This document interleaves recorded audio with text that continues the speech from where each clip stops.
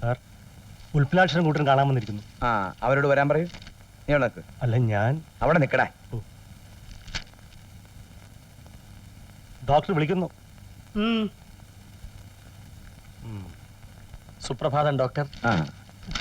നമസ്കാരം. ഇരിക്കൂ, ഇരിക്കൂ. ഇരിക്കും. എന്താ? ഒരു സങ്കടം പറയാനുണ്ടായിരുന്നു. പറയൂ. നമ്മളൊക്കെ ചെറുപ്പക്കാരല്ലേ.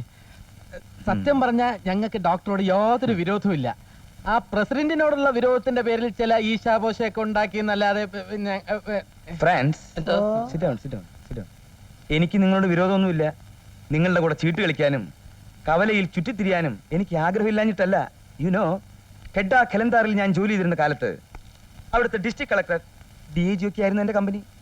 ഇവിടുത്തെ സ്റ്റാറ്റസ് ഇല്ലാത്ത കുറെ ആൾക്കാരുടെ ഇടയിൽ ഞാൻ ഒറ്റപ്പെട്ടു പോയി.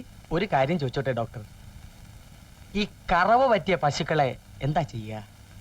കട്ട് ചെയ്യണം, എന്താ? അറക്കാൻ കൊടുക്കണം.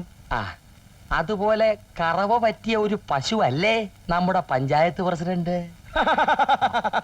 ഉത്തരം മുട്ടിച്ചോളഞ്ഞല്ലോ. ഇതുപോലെ ഇന്റലിജന്റ് ആയിട്ടുള്ള ആൾക്കാർ ഇന്ത്യയിലുണ്ടോ? ആരും എഡ്യൂക്കേറ്റഡ്? നാണപ്പൻ പഞ്ചായത്ത് മെമ്പറാ.